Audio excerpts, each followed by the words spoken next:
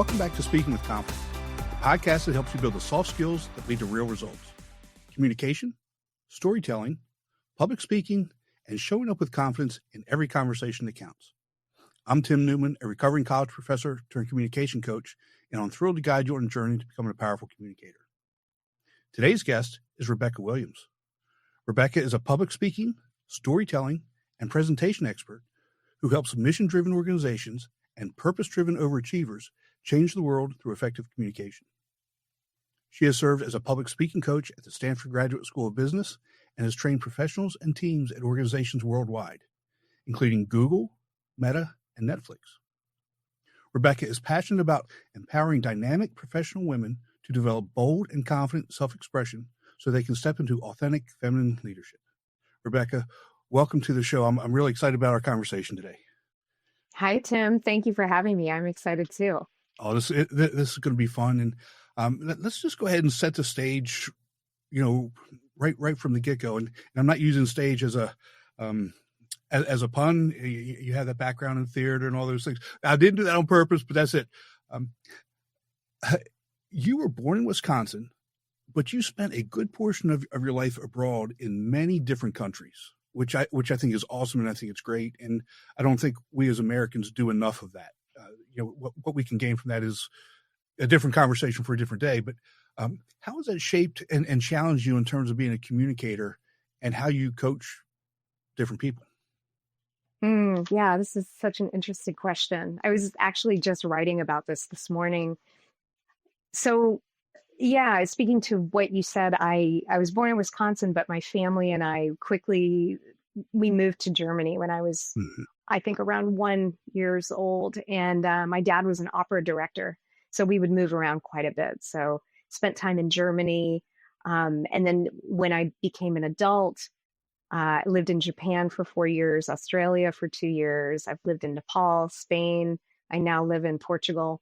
And I spent a lot of time in Mexico as well. And so I've had a lot of different experiences and a lot of different cultures and with a lot of different languages and meeting a lot of different kinds of people. And really, these experiences have influenced my coaching and my communication training career in, I would say, two main ways. One is that they help me stay humble in the trade of helping other people communicate. Right. So, of course, English these days is the lingua franca. It's what business is done in. It used to be French, now it's right. English.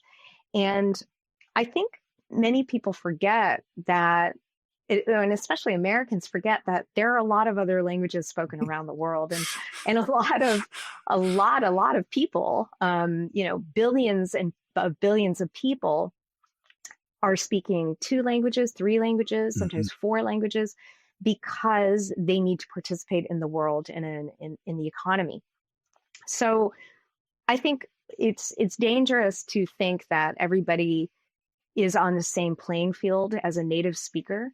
And having had this experience of living abroad and working abroad has really kept me humble, and which has also put me in a really deep place of service to my right. customers, my clients, because I understand. Like, I've had to, I learned Japanese when I was in Japan. I gave speeches in Japanese when I was in Japan. That was really hard. And so those experiences remind me that, hey, what my clients are doing when they're not speaking their native language is even harder. And so it helps me be more empathetic, and it helps me give them strategies to navigate the difficulties of not only speaking with confidence, but like just language and how right. to express yourself so your audience will get it. So that's the one thing. And then the second thing, really, I believe is it's helped me have a broader understanding of how to communicate with people. So not just empathy for other people communicating, but how to address an audience. So, for example, I'm teaching a workshop in London in July, and I'm thinking a lot about my way of being as an American, and how is what I'm saying going to land with native English Right. speakers, but still native English speakers who are not Americans. And Right. it's really important. It is also a kind of empathy, but it's just an awareness that's important to have when you're addressing any audience. Yeah, that's such a good point. The whole idea of, again, just say, like you say, you're going to London, speaking in English to a group of people that speak English. It's obviously it's different, but the culture is different, and understanding that really and I guess I look at it as even though you have such a wide breadth of international experience, you're still a guest in that country, and it's important to make sure that we do our best to show that we're a guest and try to assimilate and use their terms, use their language, use their mannerisms, so that so that they feel that we actually care about who they are and their culture to begin with. Let's just put it that way. Yeah. And I love what you say about, like, it's almost metaphorical, right? You're a Right. guest in their country. Right.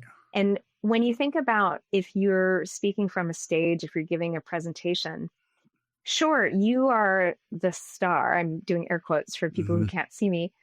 You're the star of your presentation or of your talk or whatever, but you're a guest in the country that is the audience, right? So you have to know your audience. You have to know what is acceptable and what's not acceptable, because if you break certain rules, it's going to be tough for your credibility on that stage. Yes. And I'm not saying, like, for example, I'm not going to go to London and try to speak in a British accent. That would be absurd. Right. And my British accent is terrible, by the way. But I do know some phrases that I wouldn't say there that I might say in the States, for example. Right. So it's just having that awareness and being able to work with that in your repertoire of how you communicate. Yeah, and I think about it again. The cultures are very similar. United Kingdom and United States, obviously different, but a lot of similarities. But let's just say you go to the Far East. You've been to Japan. I've been to Thailand. I've been to Malaysia, and the cultures there and mannerisms and language there, and things are so different. And it doesn't take much, from that perspective to get off track and inadvertently offend people with terms or even mannerisms. Such as first thing I did when I went to Thailand the very first time is I stuck my hand out to shake hands, and no, we don't. We're not doing that. And so it's those other things that you have to actually learn that help you become good communicators. Because if they trust you, then you're going to have a much better time having good open dialogue where you guys understand each other. Yeah. I remember being in Japan, and I wanted to do an English language teacher training outside of Japan for a month. It was like this intensive training because that's what I was doing there. I was teaching English as a second language, and I wanted to do it better. And I also wanted my Board of Education to not only let me take the holiday, but I also wanted them to pay for the training because it was job training essentially. And I thought, well, I'll give it a try. And so I talked to my supervisor, and this was all in Japanese. So I really had to practice and prepare for this conversation. And she wasn't saying no. She wasn't saying no to my request. And so I kept kind of drilling in until I could get her to a yes. And she eventually, I understand now that she capitulated because I wasn't getting the signals that her response was actually a no, because they don't actually say no in Japan. Like you barely, almost never hear that word. And so you just have to pick up on the cues, like, oh, I get it. Like their body language is this way and they're not saying yes. Right. But yeah, she told me much later, like many years later, after we got to know each other better, she was like, wow, you were like a freight train. Like I couldn't say no to you.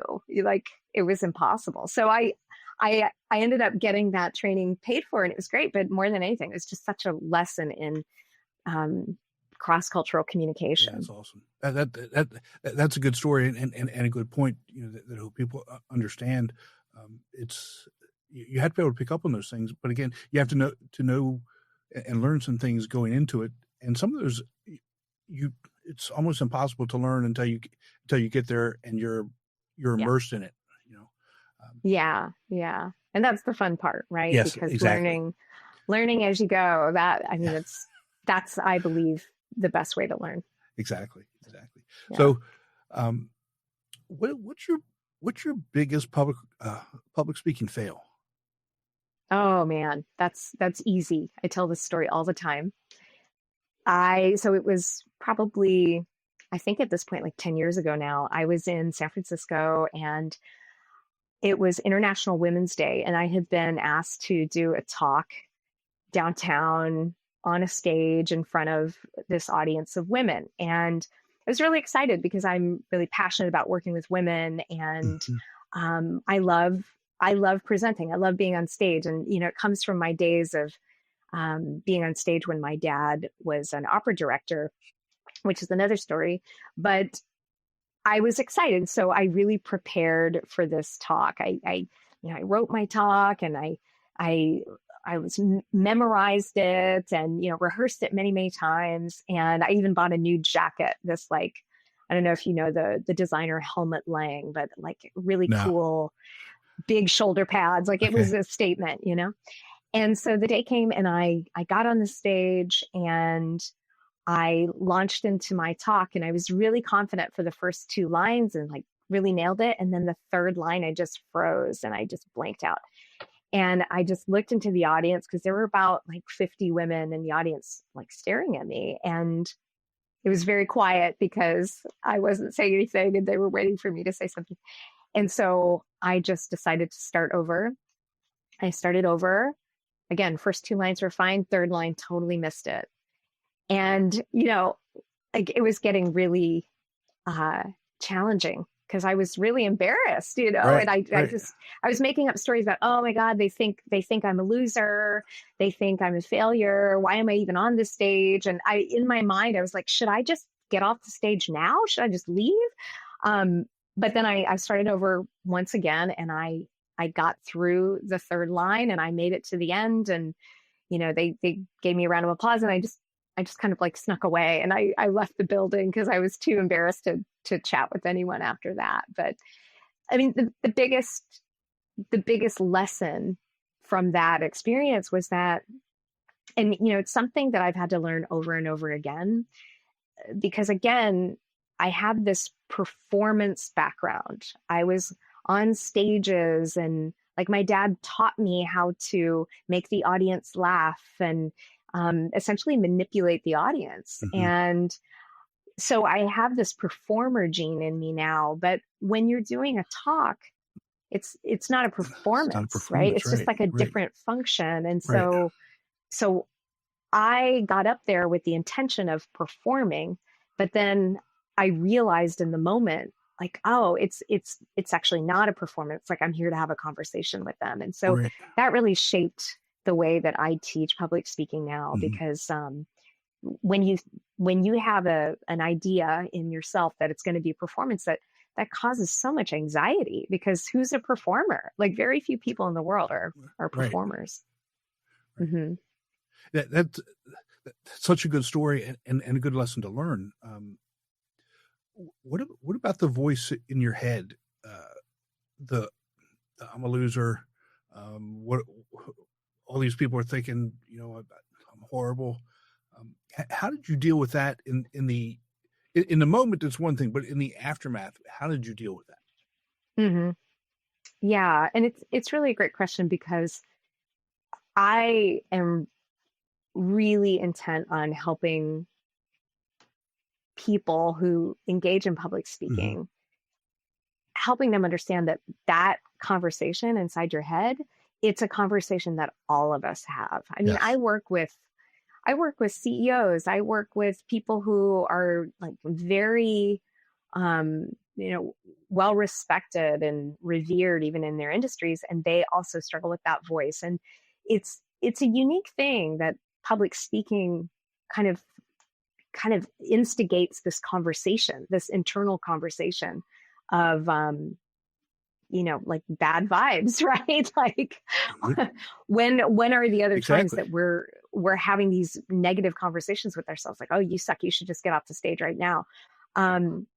And I think what it is it's really the ego is trying to keep us small. It's trying to protect us and, say like, oh, maybe you should just not do this. And, but yeah, to answer your question, I mean, in the moment for that story, I just really focus my attention on like, I'm committed to getting through this no matter what, because there was an option to just walk off the stage, but it wasn't an option for me. Right. Well, isn't that always an option? That's always an option. It's always an option. But it's always an option. But to me, it's always the last resort, worst option. I think in any sense, you're much better getting through it, because at least in my view, every person in that audience, they're cheering you on. They want you to succeed. They want you to do well. 100%. And, when we hear the negative statements in our mind, excuse me, sometimes it's like, oh, they think I am whatever, insert negative word, right? They think I'm a whatever. They're not thinking that, they are looking at you. Number one, what they are thinking is, wow, I'm glad that's not me up there. That's what they're thinking. And they're also thinking like, oh, I really want her to get through this, like they are cheering you on because they know it's hard to do. So that's really number one. And sure, yes, you always have the option to walk off the stage, but I think, like this goes into a conversation of self-leadership, Yes. Is that really an option? If you're leading yourself to grow? No, it's not. It's not. Right. One option is to admit like, hey, I'm really struggling up here. I'm so nervous. And then probably what's going to happen is the audience is going to give you a round of applause because they want you to do well. And then you can start again. You might struggle a little, but you'll get through it. And then it's a triumph, right? So it's all in like going through that moment of challenge and finding that wherewithal inside yourself to get past it. And then as far as like, how do you, even before the moment, how do you tame those voices in your head? It's positive affirmations. I mean, I think maybe a lot of your listeners will have a personal habit of writing positive affirmations. I know I do. I write them every morning, and I focus my attention on the good stuff. And okay, here's what I'm doing great, and here's the value I'm bringing to the world. And the human mind is really good at telling negative stories and finding problems, and it's up to us to train it to see the good, including in ourselves. And we can do that especially around the skills of public speaking and how we show up in the world. Yeah, absolutely. And I'm glad you said that, because our brain, it's designed to protect us. And there's negative thoughts, and that's what it thinks that it's doing. But it's, from a realistic perspective, it's not. And we have to have those positive statements or those positive ideas at the forefront, so that we can actually do the things that we know that we can do, that we know that we can be good at, and work on things that we need to get better at. Definitely. Yeah. When you wrote a book, presenting, which I thought was awesome. I love the layout. I love the concept of the interview. Here, I'll show it as part of the. That's awesome. Yes. presenting. I know some people reached out to me and they were like, "Hey, do you know that you have the word presenting twice?" What? Oh, got it. I was like, "Yeah, that's the whole point." Exactly. Anyway, But I love the book for any number of different reasons. There were a couple pieces that really stood out. I'd like to kind of go through with you. I'm a systems person, and anytime that we can have a system or an acronym that is simple and easy to remember that you can put into practice immediately, I think it's really beneficial to people because it's something that's memorable, and it doesn't take a lot of time and effort to be good at those things, and especially when it comes to communication and public speaking. Those types of things are so important because a lot of times that we're communicating, it's impromptu, it's off the cuff. We have to develop our thoughts and ideas almost in real time. But you came up with a couple of them.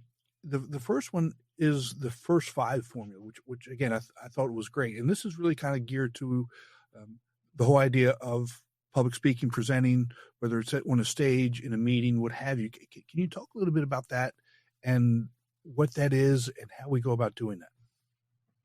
yeah. So the first 5 formula it's essentially your presentation first impression. So and I say presentation in a lot of different contexts. It could Right. be like you're giving a presentation at work or you're doing a TED talk. It doesn't matter. But you're presenting ideas to an audience. And what I've found working with people is that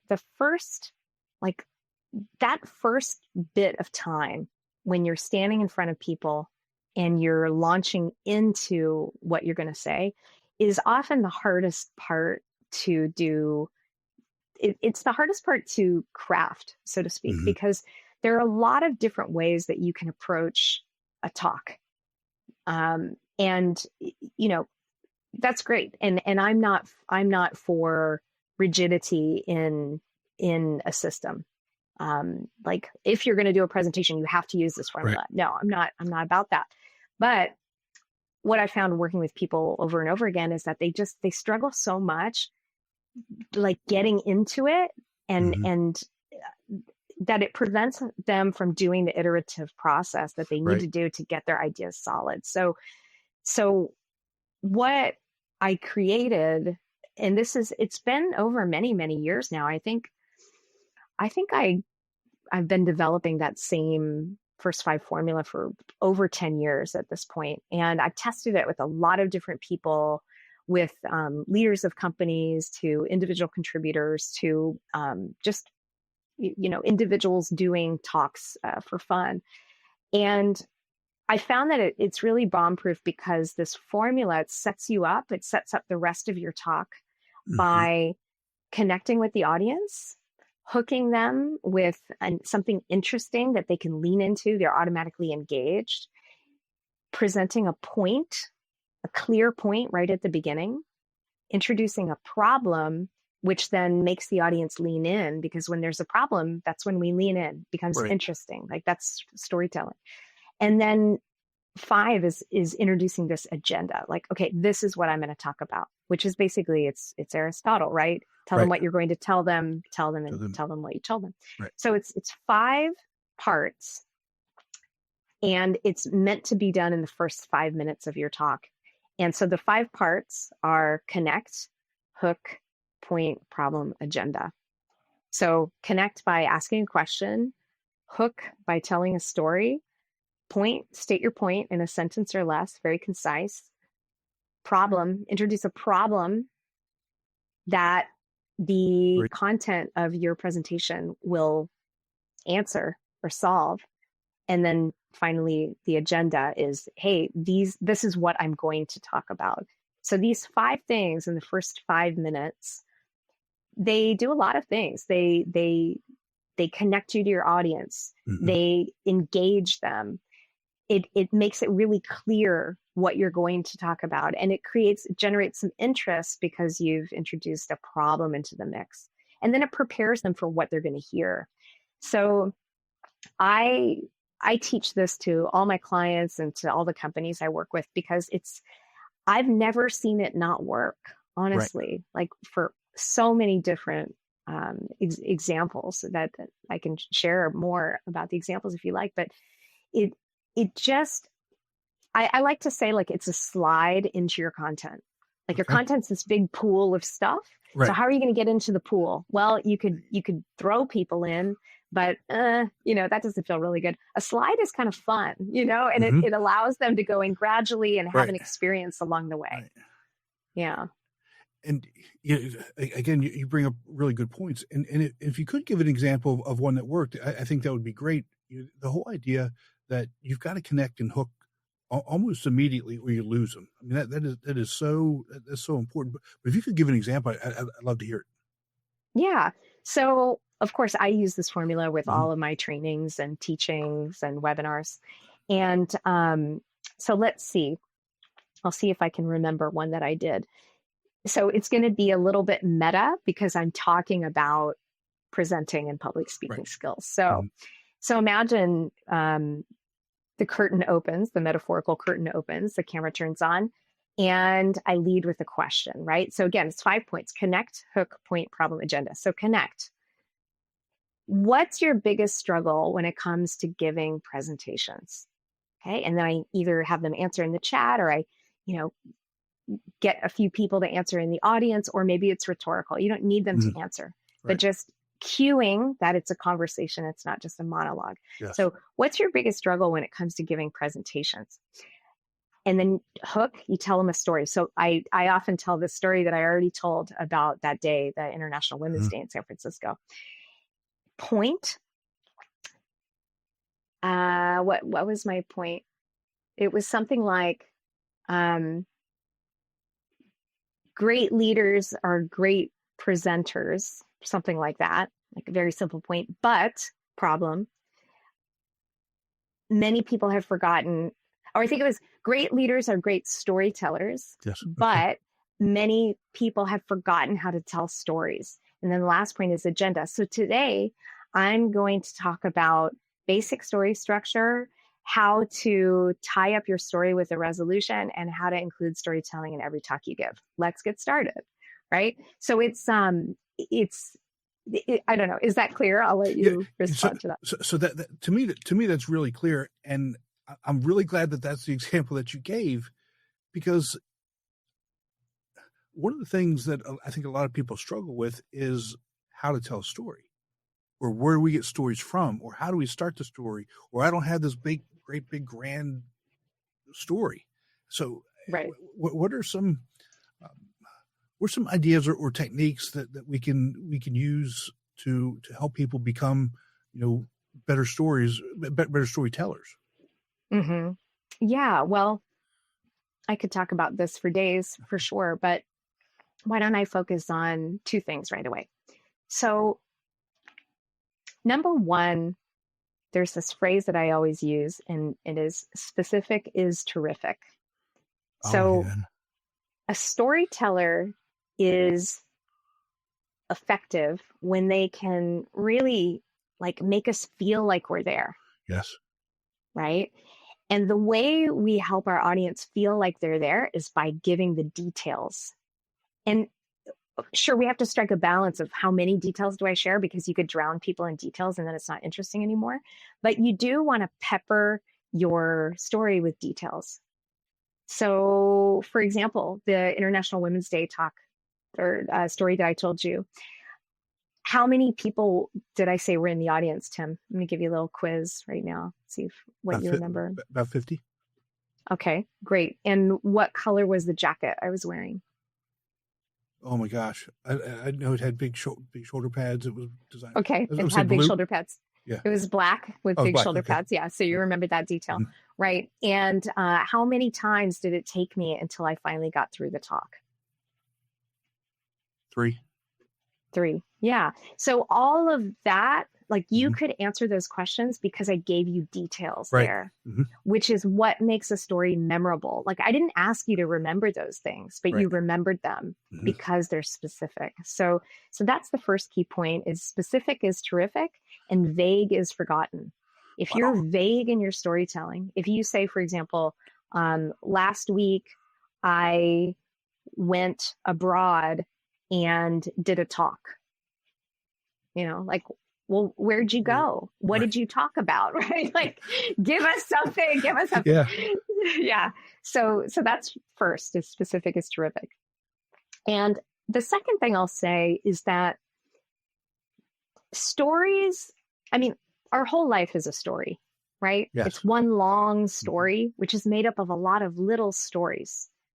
And then stories within those stories. Like, for me, where I am right now, it's 2:45 in the afternoon.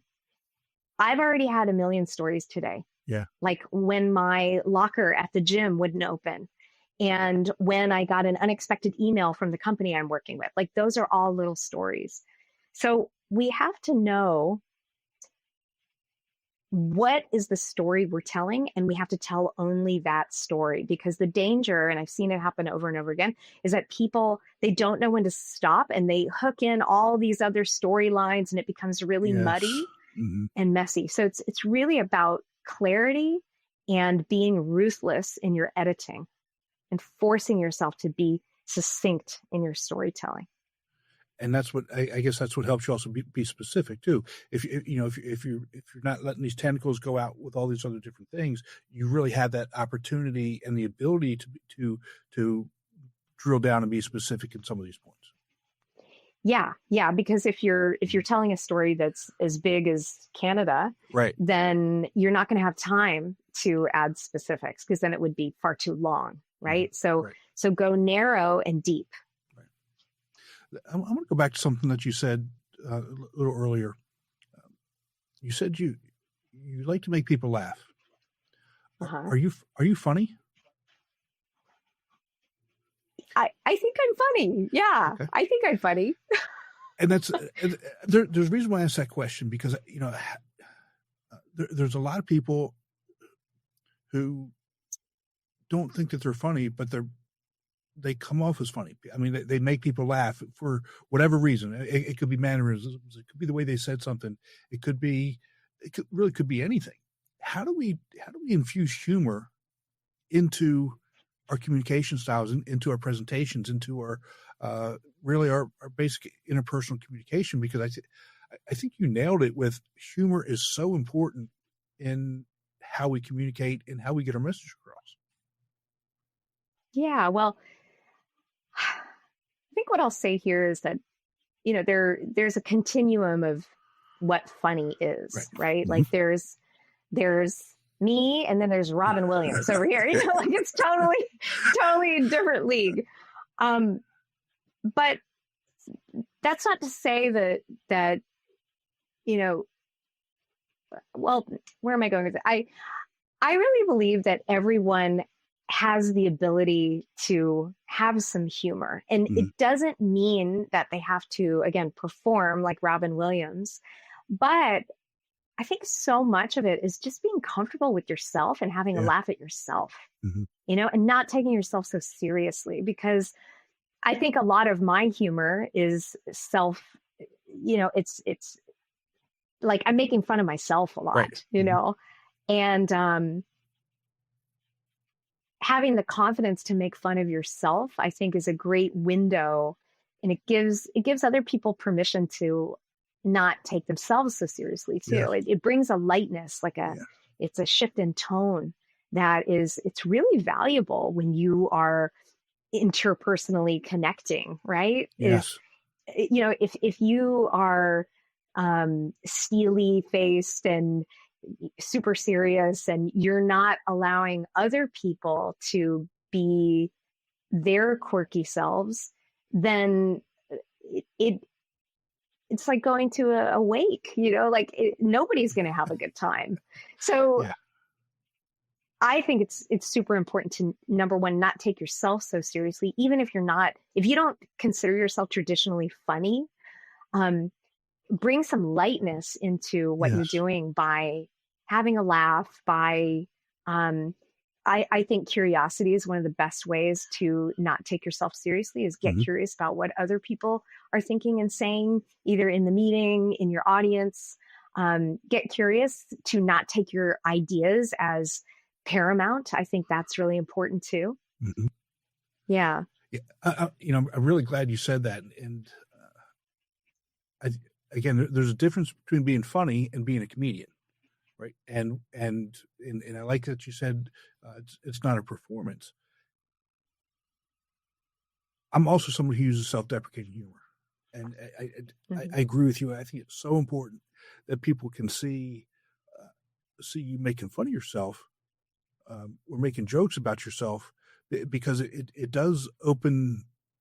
Number one, I think it gives you more credibility. It also opens them up to relax a little bit and to let their guard down a little bit. And I think once that happens, the communication process becomes so much easier.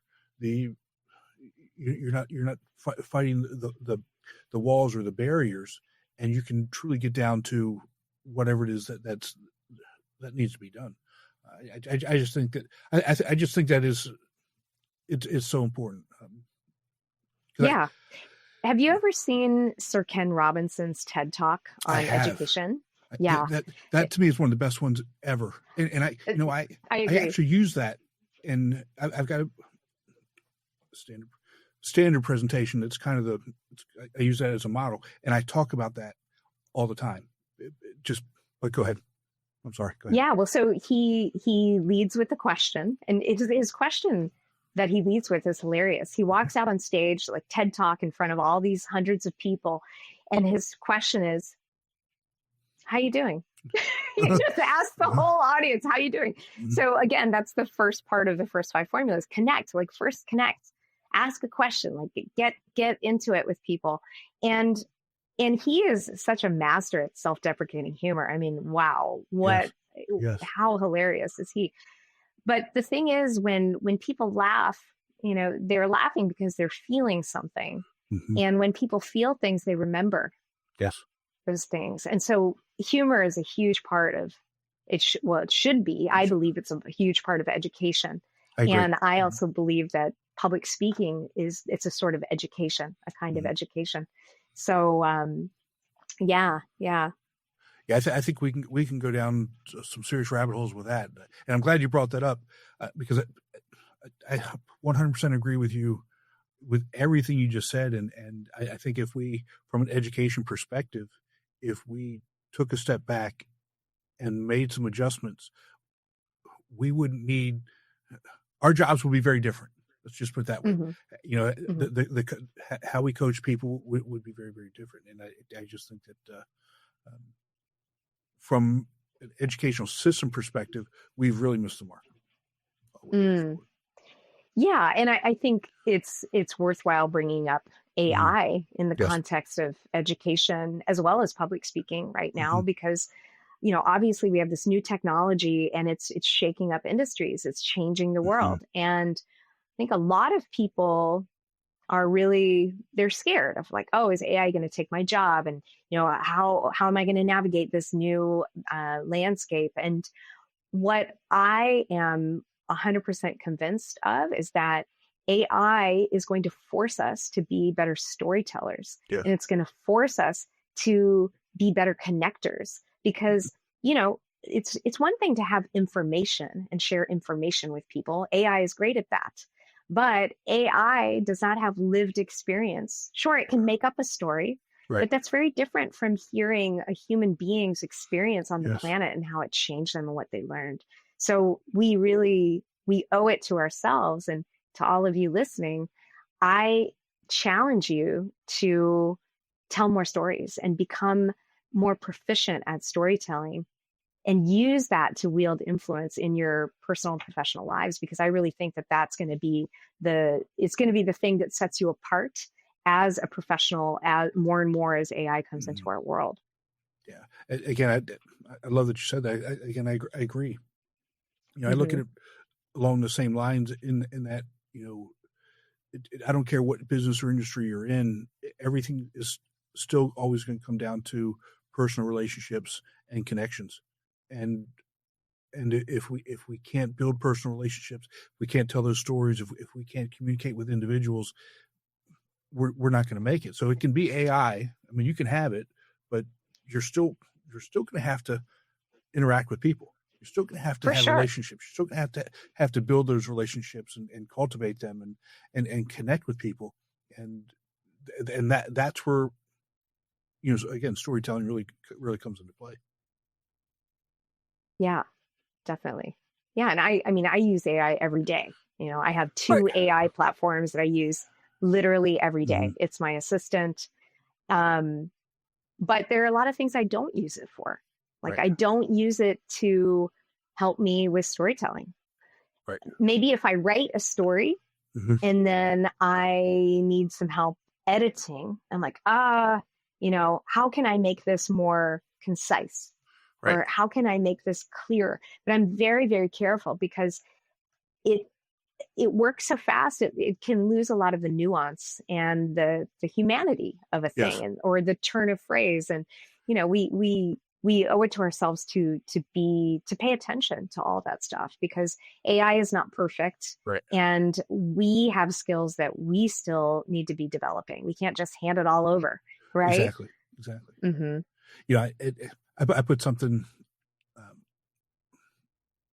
it was like a 1-page narrative into ChatGPT, and I obviously didn't give it a really good prompt, and that's the other piece to it. And when it spit it back out, I read it and I said, you changed the entire meaning of it. You changed the entire meaning of it. It doesn't sound like me anymore. And I was like, well, I just wasted all the time. I wasted 2.5 minutes of doing it, but and you got frustrated, so that's part of your time. Yeah. But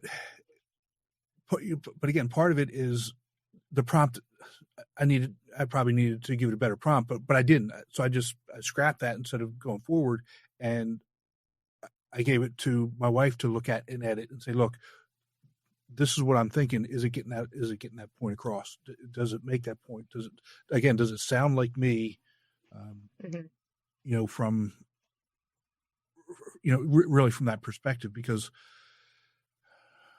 not getting too deep, but my writing process is a little bit different. But I go from being very structured and professional, and then I create it to make it sound like I'm actually talking, as opposed to a written document. Let's just put it that way. Yeah, that's great. Yeah, one of my favorite prompts is, don't rewrite this. Let's have a conversation about it. Okay. And that's helpful because it's really, then it becomes your thought partner instead of your writer. Like I don't really believe that AI does a great job at writing quite yet. Right. Yeah. So, but being a thought partner is helpful. I like that. I really do. I saw there was a YouTube video about it's writing the best prompt ever to write a prompt. And wow. And it was like 1.5 pages of prompt telling it how it wants the other prompt to be. So I'm like, that's getting a little bit too much for me. If I'm doing all of that, I'll just go ahead and write it myself. But anyway, but you're right. I think AI can really help. And if we're not using AI, I think we're doing it wrong, because you better learn how to use it. There's a lot of benefits to it, and I do think that I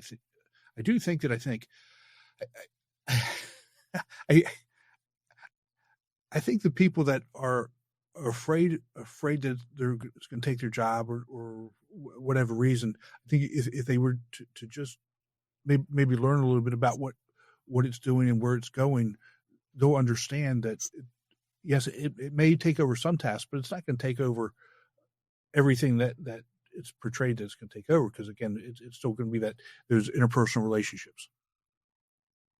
Yeah, well, I really subscribe to what Scott Galloway says about AI, in that you're not going to lose your job to AI. You're going to lose your job to someone who understands and knows how to use AI, right? Which is 100% true. And, if you are one of those people who hasn't engaged with AI yet, and either you're skeptical or fearful or you're just not interested, I would just encourage you to get on the free version of ChatGPT and ask it to help you plan a trip to Spain or wherever you want to go. Like Right. just start using it in your day-to-day life.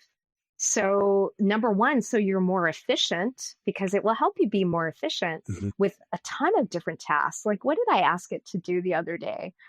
I think I asked it to I was starting this new, like testing out this new eating regimen. And I said, okay, I, I can only eat this stuff. Can you come up with a shopping list for me Mm. so that when I go to the grocery store, I know what to buy? And it just went, and I was like, okay, great. And then out the door I went, I didn't have to think about it. It was just, it's That's my awesome. assistant. Yeah. And I think when you start using it in low stakes scenarios like that, you Mm-hmm. really start to understand how it can be helpful to you in your life, because that's what technology is for. Exactly. Like we use technology all the time. Like this pen is technology. How would Right. your life be different if you didn't have a pen? Like Exactly. technology evolves us. It sparks our evolution. So ignoring a tool, a new technology, it's not a great idea because it's happening anyway. Right. It's kind of like saying, oh, I understand that the car exists as a technology, but I'm not going to participate in that. Yeah, I'm out on automobiles. I'm out. Right. I'm just going to bike everywhere. And hey, that's fine. Like that's a choice too. You're going to have great legs and a great butt. Right. But, like, let's be real. Like this is the way the world is going. Exactly. Yeah. Again, I love the AI conversation. Wasn't planning on going there, but it's so important. And it's so important from the communication perspective that we talk about this and that people understand AI's role and how we can use it to help become better communicators. There's so many things out there, and I talk especially with people that are applying for jobs and young professionals going out to get the first job.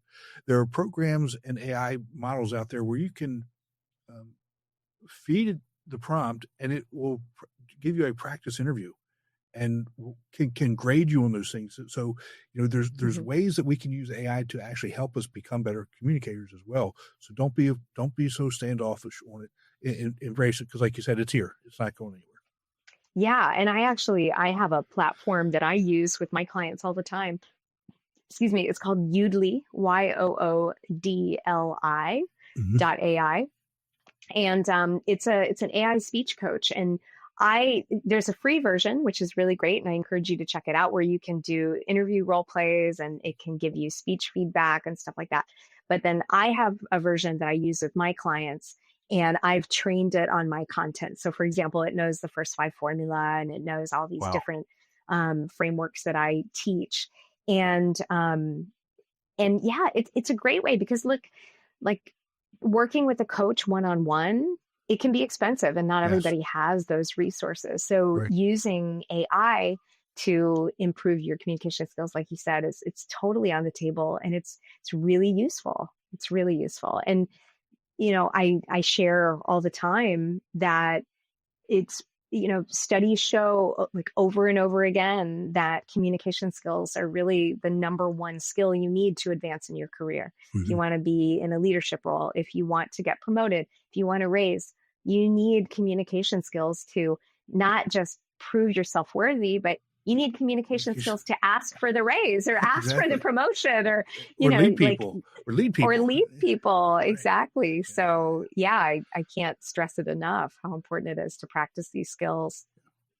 Well, you're using the AI for lots of good things. I'm using it to develop pictures of me going surfing. That's how I spent. Cool. That's how I spent a couple hours over the weekend. How are you doing that? Like what's that? Oh, so, and I can't remember the actual website, but it's so basically what you do is you get high quality pictures of yourself, your face, your body, and you need about 30 of them, and you put them into this AI system. And I can't remember. I'll text it to you. And I'll actually put it in the show notes for everybody too. But and it runs whatever it does, and then you can use that model and you can give it prompts. So I said, have me, and I gave my age, height, weight, surfing in Hawaii, wearing a blue shirt and swim trunks or whatever, and it comes back. And now some of them aren't very good, but some of them are really pretty good. Wow. Okay. So it's an image generator that you've Yes. trained on your own images. Yes. Yeah. And it's okay. And the reason why I started doing it is because I making thumbnails for YouTube. Because I have some images that I use, and that's great, but I want to start being a little bit more creative with it, and you can do all kinds of stuff. So I did one. My youngest daughter got married a couple of years ago, and when I sent them to my family, I said, "Look, do you guys do you all remember when we did this?" And they're like, "When did we do that? I don't remember that at all." So you tricked them? I did. And then my gosh. I sent them, I did one, my youngest daughter got married a couple of years ago. And I said, Beth, you don't remember me giving this speech at your wedding? And she thought to herself, oh, wow, was I that drunk already? Yes, exactly. Here's the thing, though. And if you have anybody else in the picture, though, so like in the wedding ones that I did, it confuses it. So it puts you in the other people's positions. So I was in that picture like 3 other times with your other people. So it had to picture me standing up with a microphone speaking, but people in the background, were actually me. So that's creepy. It is. Oh, I love it. Yeah, please share that with me. I'm going to spend hours on that. I'm sure. Yeah, and it's cheap too. So you pay by picture. It's like 3 cents a picture. Oh wow, that's great. So, super accessible. Yeah, so we went down that rabbit hole. That is what it is. Let's get back to talking about your book. I think that's sure. Anyway, again, I told you I really like the layout and the interview format. It's really, really unique. How did that come about? And can you give us a little bit more detail on the book and where they can get it and those types of things? Yeah. So the book, the format, as you said, it came about because, so for those of you who haven't seen it, which is probably most of you, the book is done in an interview format. So my friend, Jeff Goldsmith, he used to work at Wired magazine years ago. And he was a writer, but also an interviewer. So he would go interview famous people. Like he interviewed Cheech and Chong, he interviewed Allen Ginsberg, and then he would turn those interviews into content for the magazine. And so I've known Jeff for years from San Francisco, and he reached out to me one day and he said, hey, I have this idea. He's like, what if I interview you about what you do and we'll turn it into a book? And I thought, oh, that's great, because number one, I love writing, number one, but number two, I have to say, like, it's pretty selfish. I was getting tired of saying the same things all the time. Like I just wanted to codify everything so I could say, oh, go read chapter 2, so there was a little self purpose in there. But so we set out on this project, and what we did is we did about 2 years. It took 2 years, and we probably met every other month or something like that. And we met over Zoom, and he would interview me, and he had access to a lot of my documents that I use in my work, in my business, training people and communication skills. And so he would look at those and then ask me questions based on what he was finding there to try to unpack what I do and my methodology. And so what became of that was just a very interesting conversation between two friends about public speaking.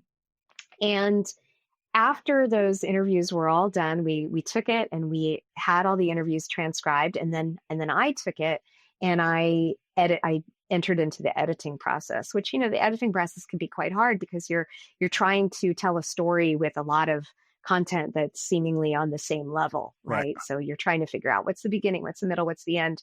And so it was a super joyful process because I I think one of the reasons why I love teaching and coaching communication skills and especially storytelling is because I love structure and I love things to be in place so that they have a function and so they're meaningful.